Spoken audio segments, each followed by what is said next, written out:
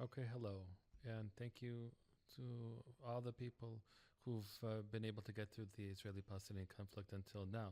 I promise that the summer will be short, so that you don't have to stay too much longer. Udi will have to leave the things to the end. I hope that I won't forget to thank the people I need, but for um, that's on record. On the record, I really thank the Udi for putting together this conference. Look, the story of Oslo really reminds me of the stories of the 1990s.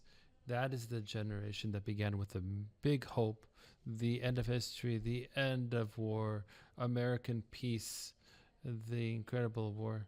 They know how to do a good peace as well as good war. In the 1990s, everybody had this big optimism, and Oslo came in the middle, but it ended with the Twin Towers that collapsed through a terror attack, and we ended up with a decade of endless wars in the Middle East against terror. Why is this statement important? Because we are now uh, dealing with a generation that that it's the same type of intensity. This generation that's just getting starting now is another American attempt to preserve their hegemony after it was almost lost in the previous decade. And this can lead to major changes as well as a new hope in what was frozen and stuck for so many years. And if you are listening a bit to what's going on, Oslo's language comes back through certain expressions, like Mr. Smotrich said that we won't agree to recently to a gradual process or some sort of an agreement process, something like that. Today we saw whether the response of whether they were there was arms transferred to them or not.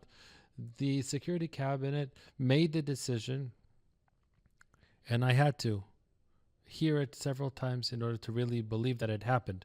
That that that that the Palestinian Authority is a security interest for the state of Israel. It's not really.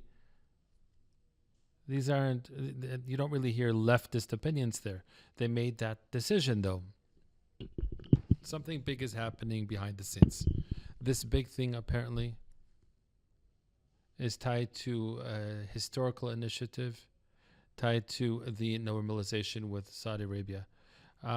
It's so complex that we may be able to ruin it for ourselves. Okay, it's just too many things, too many moving parts. If it straightens out properly, then it will be an incredible thing in its scale. Because besides the historic peace with Islam in the Arab world, which is important in and of itself, it could stop us from down the path of end up with a one state and major. This is the chronic disease. This is here of this desperation, regardless of you know, the Arabs say that movement is welcome. There's the situation will continue to get worse and worse as if we stay stagnant because of this feeling of desperation. And again, something researches here. The idea of the interim agreement that is now researching because after what was seen as the failure of the interim agreement, both sides wanted to study. They couldn't. They didn't agree about anything until the final status agreement. But that's impossible in the Middle East. They'll never agree to anything. But you need some sort of movement. How do I create movement? And the first step they'll agree to. I don't know what the other side will do. So, and apparently, there, I hope. And during that, there will be a future with the stage of normalization with Saudi Arabians. One final word about the Palestinian Authority. The existence of the Palestinian Authority, even before this cabinet decision, was a vital security interest for Israel. How do I know that? Up until recently, I served for 30 years in the security establishment, and often I was called into emergency discussions regarding the Palestinian Authority's collapse. These weren't necessarily tied to only to security. Beyond that, I think that within the political spectrum in the State of Israel, this agreement over the importance of the Palestinian Authority is greater than the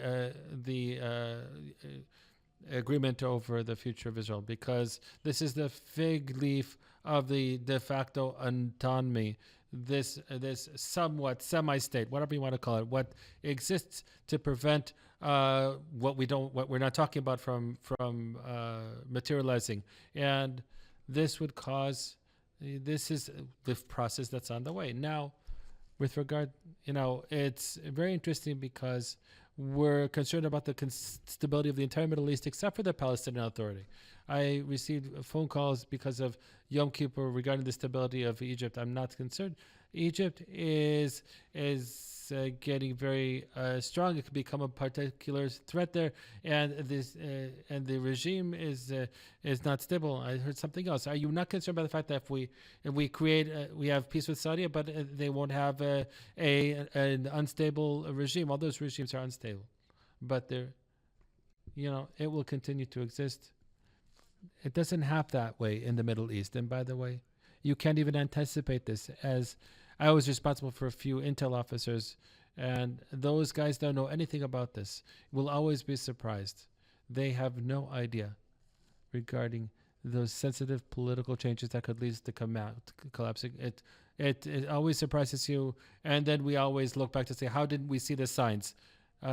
Just through this particular event. And if the Palestinian Authority collapses, and by the way, don't imagine, it just simply can be a total irrelevance where they pay salaries to themselves and simply don't work. If it collapses entirely, we will lose one of the two main components that are preventing the reality of a one state. And here I'm stuck.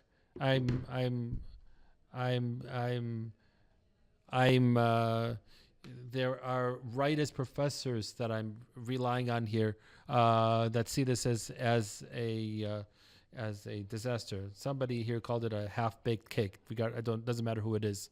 Everybody knows, so it's true. The solution that they're giving is cantonization. That looks like little nuts, a collection of nuts that that essentially is Palestinian self-rule, which I think is totally unrealistic and is not connected to reality. Therefore, we can talk about the death of the Oslo process. The main, what will become the anchors of a future agreement and normalization with Saudi Arabia will be based on the formative mechanisms in Oslo, E, B, C. And setting up the Palestinian agency and strengthening the PA and so on. The last point, the state of Israel and Israeli society are post-traumatic. They're in a serious post-traumatic state. This post-traumatic state is not at this age level. It's at the age level of the young people on both sides. The one that receives major distortions. We don't understand this anymore. This is a real trauma, and this trauma is not the trauma that this is the main trauma of the young people. I'm now talking about a trauma in a state's strategic thinking, which is what happened to us. It ideologically, it created the peace of Oslo, but we ended up with the second intifada. Then we had this huge strategy of disengagement, and then we ended up with rockets falling us. The serious problem is this fear of taking the initiative. People are saying that all of these grand ideas, these grandiose ideas, are misleading. Ultimately, this leads to people being killed. So we're not allowed to initiate. We shouldn't initiate.